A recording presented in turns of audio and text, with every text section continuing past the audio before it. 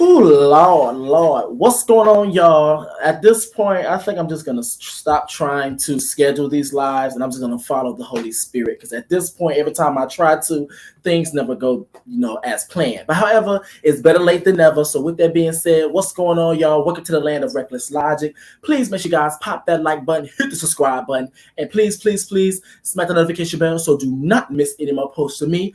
Now, let's get straight into this video, bitch.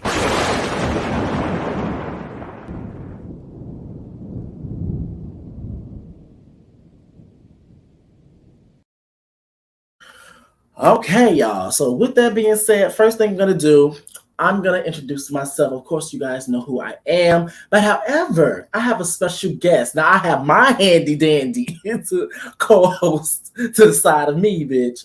Now let's bring up a special guest. Come on, Conscious TV. Thank you. Thank you for allowing me to be here. Okay. It is CTV, and I am happy to be over here with Reckless Logic Nation, baby. What do you call your people? Everybody name their subscribers. Have you given your people a name yet? At first I called them brainstormers, but I was like, that's like something to start off with. But I was thinking like maniacs, lunatics, or something crazy. I was thinking lunatics. I don't know. Lunatics. I kind of like that. I liked it too. I was like, but at the same time, I was thinking, what happens if, like, someone start reading me? They're like, that's why your ass crazy. You and them fucking lunatics. and we very rational too, bitch. Very. All right, so let the people know where they can find you. Well, of course, you have to find me on I forgot, like when it's smaller, it blotches out the name. Conscious TV, that's Conscious with the Z on the end, of course. You can find me on YouTube and find me on Instagram there. Come on over, check me out. It's a whirlwind of content, child. You just never know what you're gonna get out of the platforms. Girl, this bitch over here, this bitch have like 9,000 hour lives, bitch. And this bitch right here be right there with me for every hour. You ain't lying, bitch. All right, so let's get straight into the excuse me, I believe in the words of Conscious TV, minutia of things. So with that being said, so what we're gonna be talking about, guys, basically what you guys already see. You guys already see the title. Oh wait, haha. Yes, ma'am. I remember to put my banner up this time. All right, so basically what we're gonna be talking about, we're gonna be talking about Lemmie, Plummer. For those who do not know who this very handsome individual is, he is the CEO of Zeus Network. But him and Miss Funky Dineva end up getting into it. They end up having like I don't want to say heated, but I'm gonna say a passionate exchange. So I'm gonna put some pictures up so you guys see who the hell these people are. Baby. I probably should have watched this interview before we had this commentary, but I feel like I know enough about the baseline of what happened. Oh yeah. Trust me, you do. Trust me, you do. Girl. But so this is Lemmie. At first I was about to say Lemmie, bitch, but it was a Lemmie. I was like, okay, come on, Lemmie. Yes, ma'am. Okay, so yes, he is the CEO of Zeus Network. So what ended up happening? He ended up basically having an interview on Fox Soul. Now, on Fox Soul, there is a segment, well, I'm going to say not really a segment, but a show where it consists of Claudia Jordan, Funky Dineva, and Al Reynolds. Now, on this particular show, they talk about pop culture, they talk about sensitive things, they talk about BS, they talk about a whole bunch of stuff. But however, there was a part in this particular episode where Lemmie, girl, I'm about to give him a nickname because I'm gonna butcher his name throughout this whole thing. Mr. Zeus, where Zeus had to Zeus, where Zeus had to come and get an interview. Now here's the thing. When he came to get his interview, keep in mind, give you guys more context. A couple of episodes back, Funky Dineva, let me share because for those who don't know who Miss Funky Dineva is, God, let me just do my little thing over here. Girl, let me do this. Baby girl. Yeah, so for those who do not know who Funky Dineva is a well-known, at least in my opinion, a well-known YouTuber where very intellectual, very smart, educated individual, and talks about a range of topics from pop culture, racism, white people, everything, baby. Homophobia from everything. So Funky Dineva is a cast member on the show. So when they were on the show, Funky Dineva beforehand, before he had this interview a couple of episodes back, ended up saying how Zeus Network was built on trash. Girl, now one thing I do know about Miss Funky Dineva, she gonna speak her mind. That's one thing I can say, and she's gonna do it in a very articulate way. Now let's fast forward. Now we're like in the present day where they had an interview, and they end up having like a passionate exchange of whether or not Zeus Network is built on trash or not. Now, so basically when he ended up having an interview, they have a passionate exchange, and then in response to that, because it got kind of passionate, but however, one thing I can say, because I didn't put it down in my notes, one thing I can say that the cast members on the show, not Zeus, but the cast member like actually on the show did restrain themselves because they understood they still had to get through the show. So they allowed him to talk a lot of times. So in response to Funky Dineva, Claudia Jordan, and Al Reynolds not really getting much time to actually speak their piece, Funky Dineva ended up making a video in response to basically how everything went down. So I think, should I start it off or you should start it off on your thoughts? You start it off. Okay. So my initial thoughts are, for one, I think they had two different objectives. Initially, I would say the objective of Funky Dineva, because of the energy that was first given out when they first started, was real friendly. You could tell it was coming from a professional standpoint, even despite Funky Dineva having personal views on, probably how, things are being ran at Zeus. But I think Funky Dineva, and even Funky Dineva even stated that the point of that particular interview was to get some clarity, not to do the most, not to bash or anything like that. And by the way, I'm paraphrasing y'all. But however, from my observation, I think the objective of Lemmie, aka Zeus, Mr. Zeus himself, was to defend his brand at all costs. Now, that's kind of like can clash only because of the context of what Funky Dineva has already stated his opinions beforehand, and then you have Mr. Zeus coming on, and he's probably felt like he had to come in guns blazing at this point, because now I'm going on a show where, yes, I've worked with Claudia Jordan before, I have employed her before, but however, I have castmates that I will be on a show with that don't really see my brand as the way I see my brand. So I think that was a clashing moment for them. I think that was the setup for them. Let's put it that way. And how we're able to see how everything turned out. Good. All right. So now I do want to say this. Now, the whole idea of saying that the whole Funky Dineva's remark saying that Zeus Network was built on trash. He said that to the guy's face? No. Okay. No. Well, of course, after like when they're having the show, when they're addressing it, yes. But however, this was where Funky Dineva said those things. It was a previous show beforehand. And so when he came on the show, I guess a couple of episodes later, Funky Dineva already let it be known, as in, I'm pretty sure you already seen the clip, because of course it got out. Of course, we know you probably seen the clip.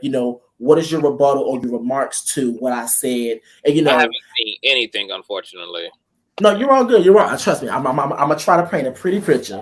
So the thing is with Funky Dineva is that I felt like Funky Dineva, he was trying to address it before it probably just gets swept under the rug, or like address it head on. But however, we're gonna be professional about this. That's basically what the standpoint of what Funky Dineva was trying to go for.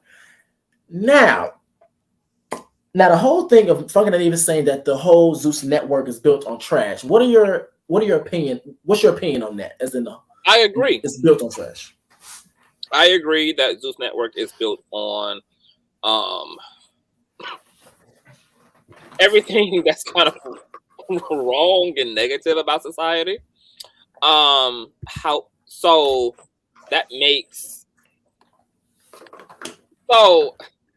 Funky Dineva was approaching this from like why not do what's in the best interest of the overall community? But it's kind of clear to me that CEOs and network owners like Mona Scott Young and Lemmie and so others are kind of more focused first and foremost on their own well-being and making money. Mm-hmm. So those are two separate agendas. Is here to make money, and if I'm here to make money, then I'm doing whatever works and whatever makes money, even if it's detrimental to the community. Because if the people, like Funky Dineva said, I heard you say that he said this, you know, if crackheads smoke crack, then I'm giving them crack, taking my wallet. So you have that. Now, personally, I don't really feel that my problem isn't Zeus itself or Mona Scott herself. I think the issue is like an oversaturation of certain content. You know, it's not, we don't see enough of a balance, and therefore it's very polarizing when this is kind of the content that gets prompted up and rewarded and highlighted and emphasized, and that takes up a lot of conversation within pop culture. But to the producer's point, what a lot of these people have felt to do is find a way to make positivity exciting and thrilling. It's easier to work with low vibrating content because it kind of works for itself. However, Funky Dineva kind of is the wrong message for this too, because his whole career is predicated on reviewing problematic content. From Real Housewives of Potomac, Housewives, I mean, the list goes on and on and on and on and on. So Funky Dineva also has to question himself just as much in terms of like, why do I use my own platform to provide to these trash ass shows where there's either homophobia, there's colorism, there's jealousy and strife and materiality and envy and blah blah blah. You know, the list goes on and on and fucking on. So it seems that both Funky Dineva and Lemmie are in the same, because there can't be a Funky Dineva without a Zeus network. They go hand in hand. Okay, wait. Another thing I do want to say, because you did remind me. One thing I did like about Funky Dineva's response, the video, is that Funky Dineva actually took the time to actually go and research and actually look on Zeus and what Funky Dineva, because one of the things that was brought up within like the interaction is that it's based off of trash and etc. But I think I forgot to mention this part, is that Funky Dineva ended up going to research Zeus and all of the shows. Keep in mind, one of the rebuttals that Lemmie had, Mr. Zeus himself had, was that we have a whole bunch of shows. It is variety, but those are the shows that people like. It really just pops. So another question that that Funky Dineva had after that, which I really did like, only because he was being fair, is that where are we in society when it comes down to watching certain shows?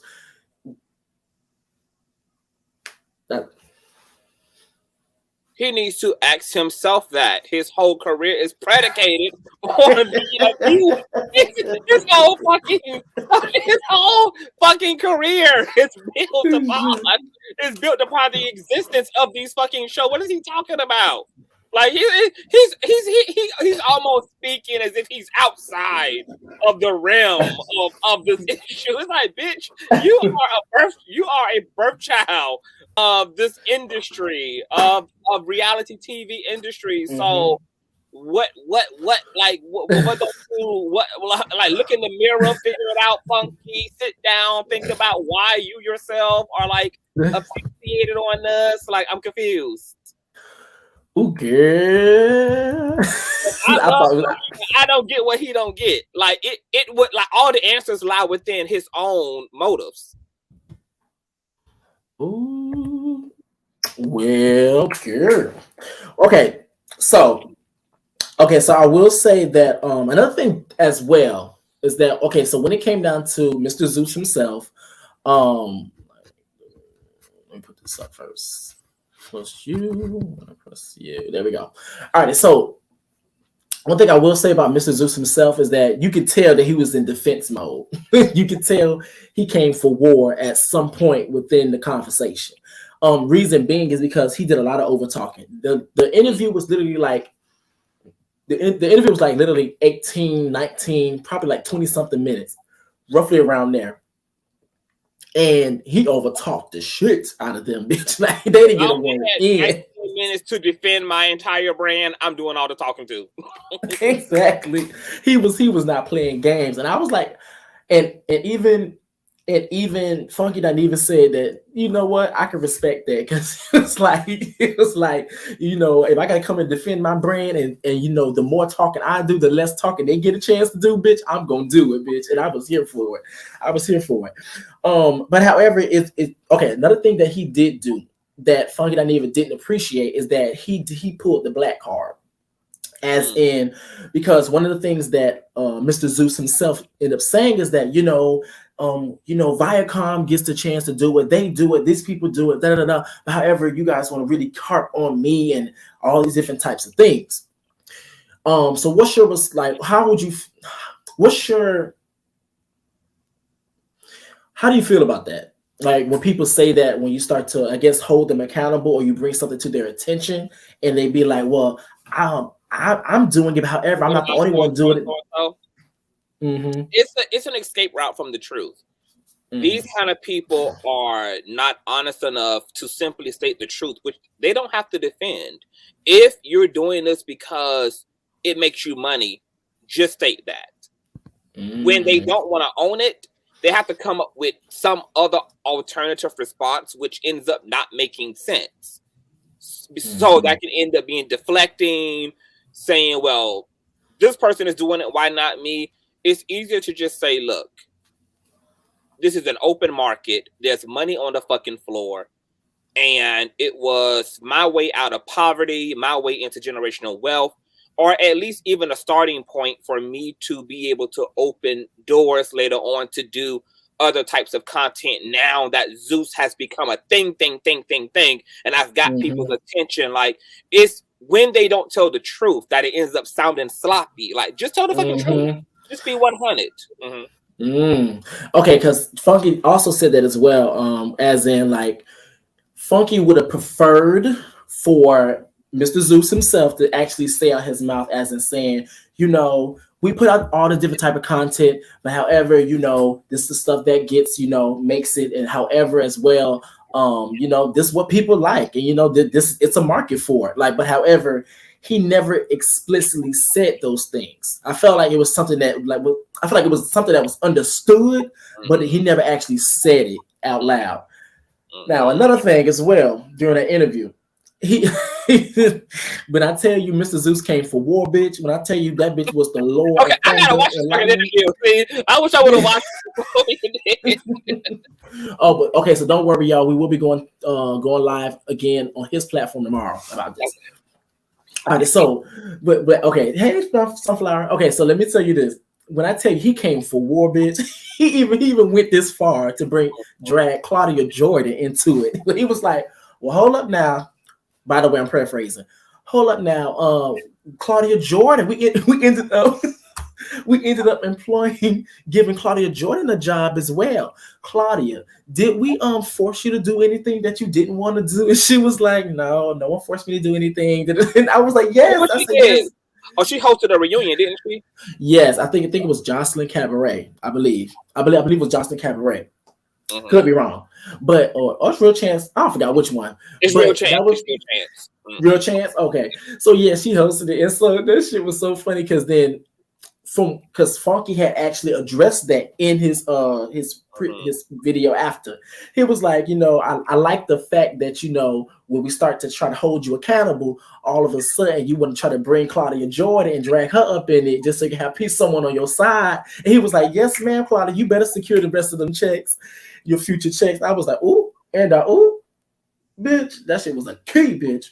Mm-hmm. And another thing too, Claudia did also bring up where if you don't like the show, don't watch it. If it's not something that suits your fancy, don't watch it. It's no point in watching it. So I have a question. So do you think okay, so do you think as in because I hate when that's another thing I'm gonna get into, this whole society thing. But do you think as of right now that is like a truthful thing, as in society really does pay attention more to the negative? Because you did mention before that that media really hasn't found a way to make positive stuff exciting. Mm-hmm. So okay, so like so I have a kind of there's like a spiritual, slightly psychological reason for that. For one, I think we don't rush to make positive things a big deal, or maybe don't even come out in the droves to witness positive things, because I think like things going well is a given. Like it's just a given that things are supposed to go well, things are to be well, and we strive and expect things to be well. So I think because our divinity is rooted in goodness and love, and we're literally like God manifested in blood, that deep in our divinity, when with things going good, it's just like that's natural. Things supposed like, why would I make a big deal over the universe working accordingly? Oh, I think negativity polarizes us because it's like a glitch in the matrix when something goes wrong, and it like halts us. Like, what's wrong here? What's wrong here? What's wrong here? Because everything that's because we're solution oriented people, because we are God in DNA. So we sometimes like to observe negative things because we like to also use negative things as a way to resolve issues and to think our way through problems. Because we are problem solving people. So I think that's like kind of a mechanical response to contrast. It's a mechanical response to negativity. Is of course I would be polarized by negativity, as love, because things are supposed to be brilliant and wonderful, etc. Also, the other part of that is like most people in the world have a pain body. We are constantly upset. Most people are overworked, underpaid, struggling in some way, sad in some way, traumatized in some way, heartbroken in some way, angry in some way, frustrated in some way, lonely in some way. There's all of these things going on. And so looking at issues it does two other things. It reminds us that we're not alone. Everybody's life is fucked up. And it's interesting watching other people's fuck up. Then secondly, it also is a way of us kind of feeling better about our own pain body. Like, well, my shit ain't as fucked up. So it's kind of therapeutic to watch other people's fuck up, because it recalibrates our gratitude toward the relationship we do have, the money we do have, or the self-esteem we do have, or the whatever. It like kind of can help us to count our own blessings in whatever way. Oh, you said a word. Now, because you asked me something else too. I forgot what it was. Oh, okay. I asked do you okay, so I did ask you about whether or not us as society that we just love actually watching, the more negative type of stuff. Okay. I got it. Here it is. Okay. Here's the other formula. And I think even commentators are forgetting this, and producers are forgetting it too. There actually is a way to make kind of like wholesome, positive TV exciting. And it goes back to a very old school formula that reality TV used to utilize, which is actually putting interesting people on TV. This is what the old Real World episodes, Road Rules, The Surreal Life, even Flavor Flav, which was largely exciting. It had its fair share of like fights here and there, but there was just season 2, baby. Interesting people on the show. New York, Hottie, Boots, Delicious, something like that. There was these people with personality, so you didn't even need a storyline. Shit, you just put these interesting folk on TV, and they were the storyline. They had personality, thrive the season. What's happening now is they're relying heavily upon people who look aesthetically well and camera ready. But by them relying solely on that, they're having to manufacture these people's substance because these people look good, but they ain't got shit going on. They really ain't got no personality outside of fucking somebody's man, fighting with a bitch over their man. Like it's repetitious, it's low vibrating. So I wish that this new school formula would just, and almost, if you really think about it, Bad Boys formula is kind of like that. If you set aside fighting, what's creating the fighting is this mesh of all these personalities under one roof, striving for different experiences amongst each other. And some of those things are going well, some of them are going horribly wrong. So I just wish that Zeus, Mona, Bravo, VH1, Oxygen would just rely upon, take the time to put interesting motherfuckers on TV. The show will sell itself. Just put people who got personality, people who are willing to be vulnerable, people who want you to beat their own drum. That's going to create natural conflict. It's going to create natural social dynamics. It's going to be stimulating all by itself. That's what the fuck is missing. Oh, come on. You just said a word. Oh, oh, Lord. Okay, so, all righty. You really just, okay, so, now correct me if I'm wrong. So, because now, fuck the notes. Okay, so, when it comes down to something like Bad Boys, are you saying that they actually have elements of that, or they don't have that? I believe they do. I believe that they have a lot of diversity on the show. You have these cultural appropriating wannabe black girls, white boys on the show. You have like these different variations of gay men. You have kind of like the in-between, like a Milan, Christopher, and an Anthony. Then you have the very androgynous, kind of flamboyant queer, like Gutter.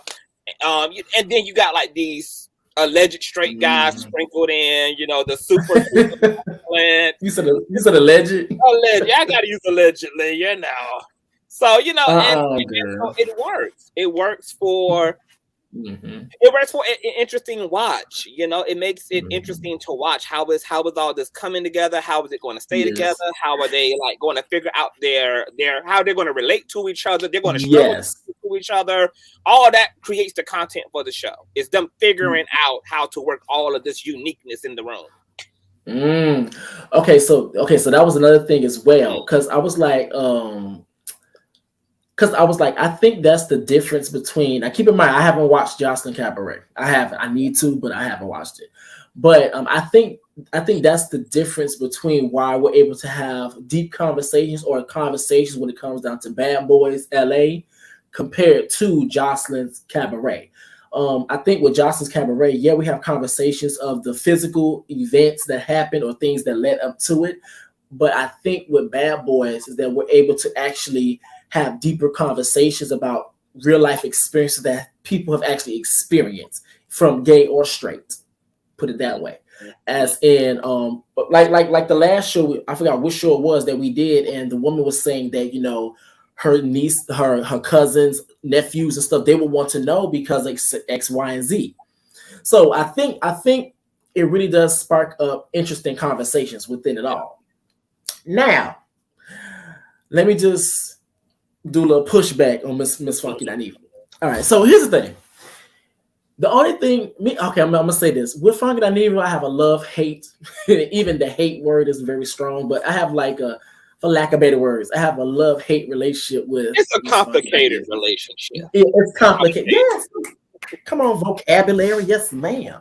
All right, so it's very complicated because we together, but we not together, but we together, but that's my boo, but that's not my boo. It's one of them type of things. Yeah. So the thing is that I appreciate Funky Dineva for for being educated, being intellectual, being very articulate, and sometimes I watch Funky Dineva and I really admire the way that he expresses himself. I'm like, oh yes, you said that, bitch. Yes, but however. Let me just put a comma in there. But however, the thing that I one of the reasons why I kind of back away from Funky Dineva at times is because I do believe, and it's just a personal opinion, that Funky Dineva participates heavily on respectability politics. As in one of the things that he always says, I forgot, he mentioned it one time in the video and it kind of turned me off. As in, what, and he kind of mentioned it in like this particular video as well, as in saying, as in, what has society gone to, he always brings up society this, society that, as in, what happened to society being decent? What happened to society being this? What happened to society doing that? And the thing is about it, society has always been pieces of shit. Let's just be called a spade a spade. One of the benefits of this era is social media is that we actually get a chance to actually see it retroactively. So it's like society, this is the same society that thought racism, and even to this day that racism is cool. This is the same society that thought that putting our black asses up in shackles like we Mary or some shit, bitch, was cool. Like they thought lynching us, they think homophobia and all these different types of things are cool. So I'm like, are we really depending upon society? Now, I do also understand that for some people, if like he said in the video, it's his personal opinion that, some things you just have to put a, I guess, draw the line as in what's right and what's wrong. But another thing that that kind of popped out to me is that I think the whole thing is that, oh, what am I saying, bitch? I think the whole thing is that society is always changing, and since we're starting to become, I want to say, more progressive, I think one of the side effects of becoming more progressive is that altercations are starting to happen, because which is the reason why we probably see Bad Boys LA. And you see the gay people living in their truth, and but however you have two straight men who are uncomfortable, whether or not if they're heterosexual, DL, or etc., they're uncomfortable, and you're starting to see that clash, which is going to create that conflict. So I think that's really the whole thing. That's kind of like, yeah, I get when you talk about society, but however, with any change comes some type of flare or conflict, because there's always going to be something that's going to try to stop against it. Like it's always be something that tries to oppose it. As in, bitch, I can literally sit up here and try to be like, you know what, I'm gonna go on a diet just so I can change my body. Yeah, I know what the result is, but however, that hunger and that urge and that desire is gonna be the thing opposing it, as in saying, eat them bag of chips. And keep in mind, I just ate 2 bags of chips before I got up on here. But yeah, so that's how I kind of feel about it. So I was like, girl, Well, yeah, you just said it all. I mean, this is the same society that's sexist, racist, homophobic, transphobic, bigoted. I mean, what like when we talk about make America great again, or what has happened, what the fuck has not happened is really the question. And let's also be honest, like scandal is a part of reality. It's just that these networks like focus specifically on scandal. Like, yes, people get cheated on every single day. People are fighting over men, fighting each other. Like these altercations and dynamics are a part of reality too. And the thing about Funky Dineva, once again, is I have to ask him to ask himself, out of all the things that you could bring to the table, why is it that instead of having a gossip, entertainment, celebrity channel, you are not using your channel to teach economics, because you know that it won't do the numbers. You know that it won't work. You are the education that you went to school for. Why isn't that a big chunk of your education? I mean, a big chunk of your content, because it won't work. This is the same dilemma for people like Mr. Zeus and Mona Scott Young.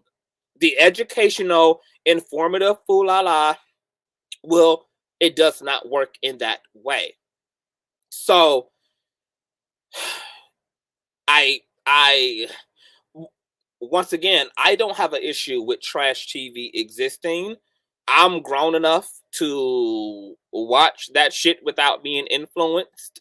Young people have always kind of lived in a world that was mostly adult oriented. So we're still living in a day and age where we need to raise our children and educate them properly and make sure that the things that they watch are age appropriate. That's not really a reason for things to not be on air, but I would also stress that my issue is the oversaturation of the content. I don't mind the content, but I do think that it's horrible that this is always the shit that has to go up in the top 10 and the top 5, and this is kind of the shit that takes up a lot of the talking points, because we should be a more balanced people, but that's not really predicated on Mona Scott. Like, we are just going to have to openly support other things just as much as we support Zeus and Love and Hip Hop and Bad Club and Real Housewives this and Housewives of Potomac that. And also to that, because and I want to ask you this question. Okay. Do you think that we have to be a monolithic people? Because you never hear white people saying to white people, like, let's, you know, like, why is this on TV and that on TV? I don't know if it's because maybe they aren't just as disproportionately represented as Black people are, which I'm sure has a lot to do with why we push back against trash content, because we already are represented in the news horribly. We're represented in the media horribly. We are represented in movie and televisions horribly. So it's just too much of this shit representing us. But once again, I'm still confused on how Funky Dineva can cry wolf when his whole fucking career is launched because of the existence of this type of reality TV. Like, where does he think he come from? Barney and Friends, Sesame Street, like ABC's 1, 2, 3's The Magic School Bus. What does he think his platform is oriented to? Like, where does he think he gets his content from? What would he have done? Wasn't he the same one arguing with Jocelyn Hernandez in a Love and Hip Hop after show, where she was threatening to have his ass gang raped by a gang of Mexicans and shit? Like, where? Like, fucking, I mean, it's with the shits. Like, you took the gig to argue with Jocelyn Hernandez, but yet you're like rising up as some fucking messiah. Yeah. Regarding how virtuous TV should be. So it's okay for you to make your money. It is okay for you to do what you need to do, so that you can have your Miami condo, or so that you can drive your nice Benz. Or so that you could be okay, but it's not okay for the CEOs of Zeus to go make their money so they can have their lives and their families well taken care of. Like, both parties in this case did the very same thing. Because they did what they had to do, and seemed to be pretty passionate about it. I ain't heard fucking Dineva complaining. He cashing them Google AdSense check on it on every 28th, baby. This bitch. Okay, so let me say this. I think another thing as well is that this whole representation thing. I think that we should have represent both the good and the bad, because I think as well. I think if we're only putting up only the good or only the bad, it's not realistic. Let's just call a spade a spade. It's not realistic. It's a reason why that we like Boys in the Hood. It's a reason why we like Baby Boy. It's a reason, because those are, it's sad to say, but these are experiences that people can actually relate to. And you seeing, but however, like you said, it's just the whole thing of having too much of that representation. Now that is where things start to kind of go left. Now the whole thing, and actually I'm gonna have you, because this is your infamous line. How do you feel about people? And I'm gonna shut up because I already know what you want to say. How do you feel about people that think that representation is gonna determine how people are gonna treat us? So the sad part about that is, I mean, there is truth in that. I mean, we are a communal species. Unfortunately, we are informed a lot of times about our own moral compass based upon the way that the majority responds to said thing. So, right, so take homosexuality, for instance. Most people have learned to be othering of queer people because they've watched an entire society other queer people, whether that be reinforced by the church, which then become social norms that are then represented in the individual lives of queer people who have to be raised in communities and households and around peer groups that reinforce those narratives. And so, unfortunately, to some extent, because we are a herd mentality species, we do decide right and wrong, or what's normal and not normal based upon whatever the dominant society agrees to. So you do have, and that's like a surface issue, right? Like, because really the truth is people are just not taking responsibility for the way they engage other human beings and providing a decent and dignified experience to other human beings. But however, to my other point, like, if there's no one holding you accountable to do that, because the majority of people also behave this way and respond this way to this thing, then where is the incentive, aside from a sense of conscience about the way you're acting? But most people are also going to override their conscience if in return you are rewarded with acceptance from the people you don't want to be judged by.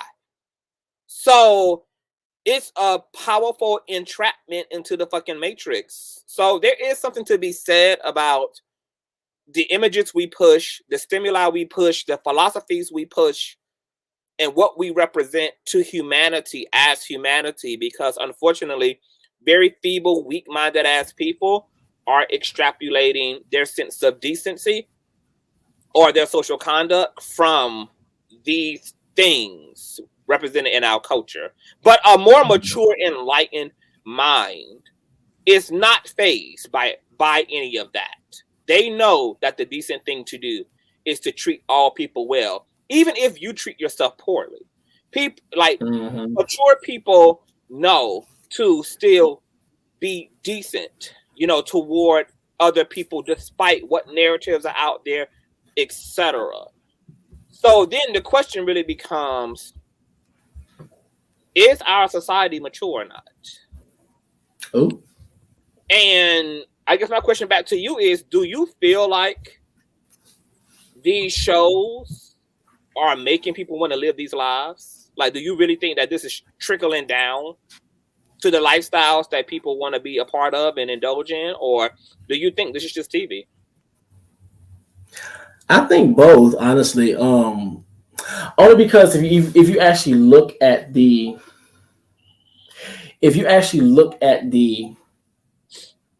wave of what Bad Girls Club has started, the brand that they created, and it got to a point to where now you want the men, or they already have this idea of what a bad girl is, so however now they want to implement it and make it a bad boy, which is another reason why we see all them going haywire in the first episode, which is the reason why you see them doing all this crazy stuff for the cameras, because they're trying to solidify their spot. But however, since the brand of Bad Girls Club already existed and they already know what solidified the other women's spots, what solidified Natalie's spot, what solidified Megan's spot. So now they know what to do. It's all about them executing it and doing it correctly. So I think in some cases, yes. But however, that's also where it comes into where you need to have certain conversations with your children, because everybody's always talking about the kids. Well, this is the time for you to be a parent and worry about your kids, as in you have a conversation with your children. And also too, as well, because this has popped in my head. I think, and I think I've told you this as well. I think as well too. Some parents need to know how to sometimes be their children's friend.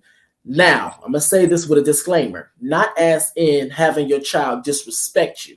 There's a difference. But however, learning how to be your child's friend, as in when they come to you, all the passive aggressive or in your face aggression, as in when it comes down to judgment, that has to stop. Reason being is because I understand a lot of times parents do, they try to have conversations with their children, but the thing is the children's not opening up to them. And I remember that when I had, my mom would always come to me, ask me questions about certain things, and I never opened up to her because, she never directly said anything, but it was always her reactions, the way that she would look, the way that she was like react to things, and I didn't feel comfortable Yeah, like never. Yeah, she never directly harmed me or anything like. But I didn't feel comfortable expressing myself, or at least having the honest, true conversations. So I think that it really is important for parents to really have a very, very friendly but yet respect when it comes down to their children. Because I'm telling you, if my mom didn't have certain ideas or stuff, or didn't react in certain ways, I would have told her everything, and we would have been best of friends like we are to this day. Because now we understand the whole thing of respect of each other.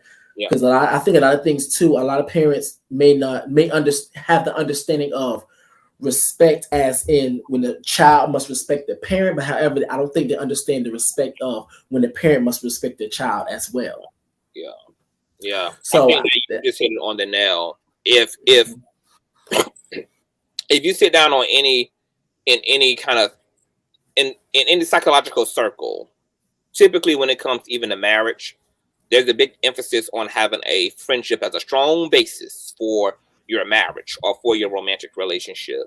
I think we can rationally and logically argue that friendship is important to all relationships, including parent to child, child to parent. So I would say yes, especially as a Black community, we need to divorce this idea of I can't be my child's friend, only the authoritarian symbol in the relationship, and we need to make space to be down to earth in the lives, make ourselves emotionally and kind of non-biasedly available to our children. So to Reckless's point, they can come to us and bare their soul and be transparent, because they know that mom and dad have the capacity to just listen to them and to not play the role of a parent, but to just play the role of somebody who's engaging in thought and concern and is willing to explore ideas and feelings and just create a vibe in that way. So I totally agree. And I know what comes to mind when the Black community thinks about being their child's friend. They think that somehow means green lighting all of their wild antics and working with them and smoking weed with them. And that's not what it means to be your child friend. It just means to just be able to put down the role of being parent and just be a person to your child and let them be a person to you. Just create space so that there's two people amongst each other. Yes. Because like honestly, like I felt like, because now me and my mom we have that. But I felt like when I was going through a lot of stuff I was going through, I felt like if it was like how it was, like how it is now, I could talk to her about anything, but I understood her beliefs and I understood her ideals and certain things. And I'm not trying to make that conversation come up because girl, we're gonna keep it on track. But I really do believe that if being open-minded and actually being a friend, not saying that she didn't have the capacity, but I understood that she had certain ideas and belief systems that blocked that or made it hard with my situation as her child. So I feel like that's the whole thing. Now, okay, question. So how do you feel about the whole quote of respect is earned, not given? How do you feel about that particular quote when people say that? I only feel like respect should be earned when somebody has disrespected you and broken your trust. Then you gotta earn that shit. But I'm more of the idea, kind of like the court system. You're innocent until proven guilty. You're going to be given respect, because I don't know what other decent way to enter into a social dynamic other than with respect for everyone. And then it's up to you to maintain that respect. I'm going to offer it.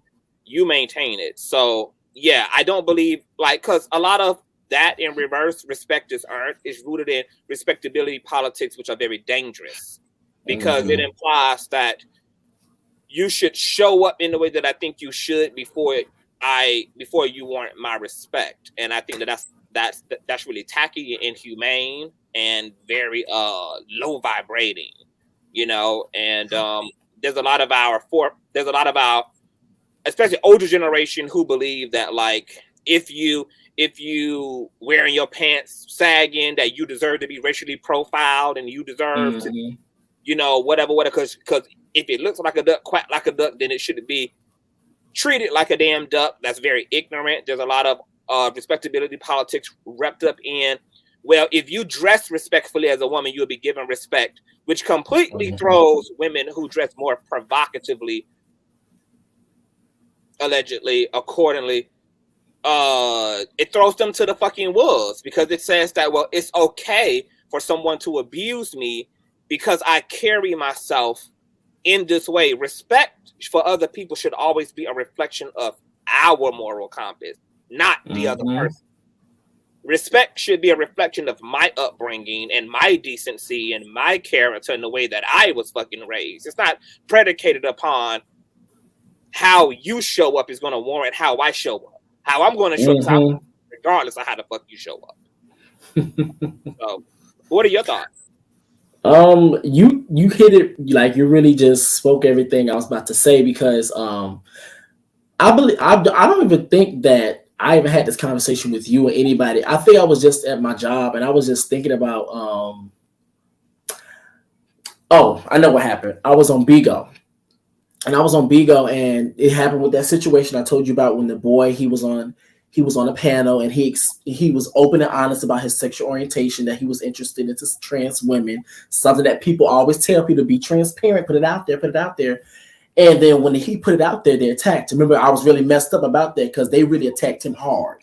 And I was like, why did that man go and hurt himself or do something crazy? Like, I didn't like that, especially us as Black people. I didn't like that. So the whole thing came in my head. It was like, respect is earned, not given. Because I also, as well as that, when I enter certain panels and we have certain conversations, that's usually the quote that I get. As in, I'm like, okay, why can't we just respect each other? What seems to be the big issue? No one's telling you to change your mind, but just respect each other. Like, it's not that hard. But and then this one woman, homophobic woman, however, I'm not trying to make that conversation about this, but she was like, I don't have to respect you. Are they gonna tell me who I need to respect and all these? And I'm like, so when she said that, it popped in my head. Respect is earned, not given, because that's something I always heard on those type of panels. And I'm like, that's dangerous as hell. Because my thing is, I come and I give people respect regardless. Now, however, if you disrespect me, then that may change. That is subject to change, just like how you in church and the schedule is subject to change under the power of the Holy Spirit. So that's subject to change, the power of these hands. So with that being said, like, it's really interesting to really see how people think. And keep in mind too, these are people, let me just say this, and I'm end off on it because bitch, I'll fuck around, have a whole rant. But these are usually people that hold high positions, as in being counselors, as in watching over people's kids, being teachers, shade, being teachers, art teachers, professors. And these are the people that's watching your children. And the thing that I find very interesting is that people love to talk about and say things like, oh, when I have my children, I want to be the one to teach my children this, that, and the third.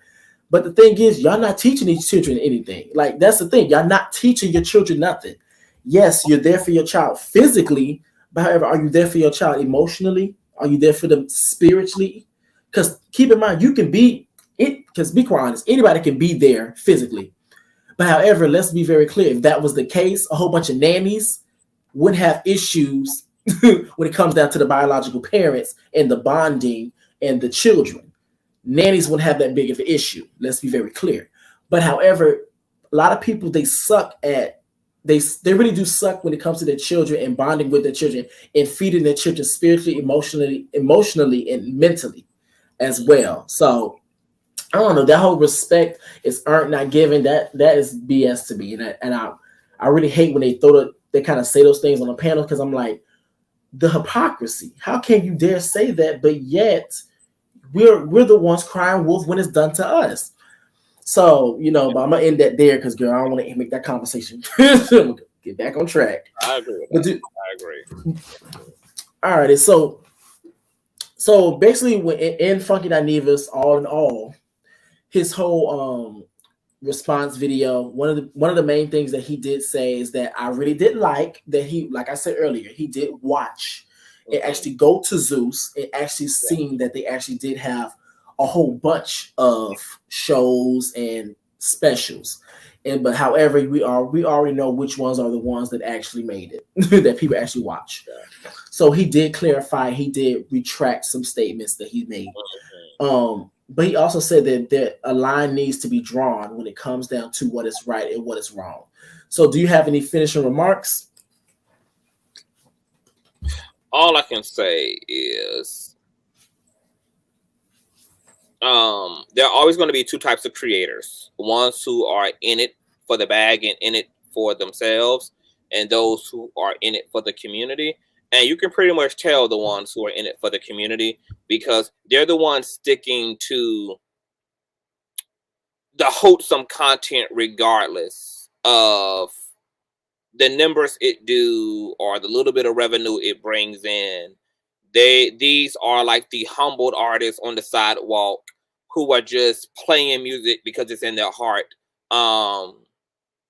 The type of content creators who are just like, even for myself, like I know that there's a lot of shit I could do to rev it up easily, but it just don't make sense to me, and it's just not who I am.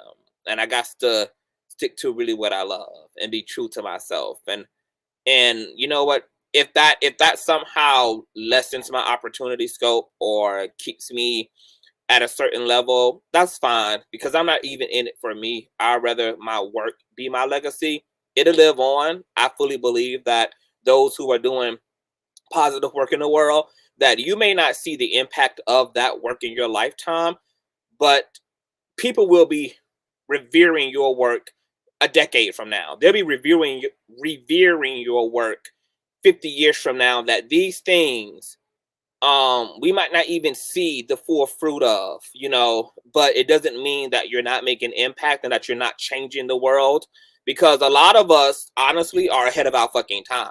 A lot of us are not going to see the impact of our work in this lifetime. We will be that infamous Notorious K.I.M. album, baby. Nobody will understand it at the time, bitch, but then you'll understand till a decade or two later, bitch, how innovative and progressive, how that shit set the blueprint up for the comeback. So, and then you can obviously tell those who are in it for themselves, because they're doing right now what fills their pocket, what fills their algorithm, what gratifies them in the now. So that's how you discern those who kind of are in it for the community and those who are in it for themselves. But all in all, I feel like Zeus should be able to be Zeus. I feel like the type of content should be able to exist. I feel like they both of their points are in balance. Like, Zeus should be able to stand, and to Funky's point, we should have more balance. And positivity shouldn't have to cut so many fucking corners just to be at a Zeus level. Like, we should be just rewarding. So we have to work on being a balance. But I wouldn't say that it has to be one over the other. And you're never going to have one over the other, because what people fundamentally forget about the way that reality is fundamentally designed is that this is the polarity. Nature is all about balance. You're always going to have darkness and lightness. So we should just throw out these ideas of trying to totally get rid of stuff, but just make harmony with our shadow work as a society, which is represented in our trash content and the darkness of our media, the darkness of our movies, the darkness of our music. That's going to be represented in those aspects too, but also, aim to move forward and to make sure that the world is safe and representative of all people. So I kind of see both angles of it. Well, actually, it's something that you said I do want to say, because I don't want to forget now. The whole thing of when you said that whole thing about polarities and stuff, and people saying that, realizing that you're gonna have light and dark, up, down, left and right. I think another thing as well is that if you didn't have the polarities, you wouldn't even know what the left and the right is, because guess what? The purpose of it is just that it would be just as is, as in the reason why we're able to really cherish and really, I guess we can really cherish the good times, because we know that there are bad times and we know what they look like. But however, if we only had the bad times, it wouldn't be considered bad times. It'd be considered a way of life. at the end of the day. So that's the way that I kind of look at it, as you need one and the other, so you do understand what's this, what's that, and you can kind of understand and be more realistic and kind of meet in the middle, because we understand everybody's not a monolith. Yeah. So that's basically all I have to say. So let the people know where they can find you. I'm pretty sure your subscribers are my subscribers, but however, I want to add reaction videos. There's information in the shadow work, so we can't throw it away. Instead of just saying, "Oh, this shouldn't exist," what we should really be exploring about the art we produce out of our shadow selves is what's happening in that art. It's the materiality, it's the narcissism, it's the selfishness, it's the Satanism that's practiced, and that's a whole other thing. There's information about us in the expression of these kind of debauchery art forms, or the darker aspects of our art, and we need to explore those things. We need to explore the variables at work in terms of the negativity that's there and what it says about us, what it says about our lives, our psyches, the condition of our souls. So there's always information. So we shouldn't look at negativity as like negativity has redemptive quality. That's the whole point of being introspective, so that you can find the treasure and the gems and the information within that negativity. All things are redeeming. So we will always have a shadow self until we work this thing out collectively. Now, where people can find me, of course, is Conscious TV. That's conscious with a Z, not an S on the end. I spell it with a Z because, in the words of Logicc, I am different. Okay. Period, bitch. Hold on, let me do this. On YouTube and Instagram at Conscious TV. Period. This was a lovely discussion. Thanks for having me. You're welcome. Alrighty, y'all. Yeah, it really was, because girl, I was tired, girl. Yeah. But another reason why I really do want to make sure that you really talk about yourself, really not brand yourself, but put yourself out there as well, because I do understand that I have other subscribers coming from my reaction videos, so they may not even know who you are and stuff. So with that being said, thank you guys so very much. It was a wonderful show. I really do appreciate it. And you see, I'm trying to be careful on the time, bitch. She's not going to be no 9-hour show. I got to go to work in the morning. So with that being said, thank you guys so very much. Conscious, I appreciate you. And deuces.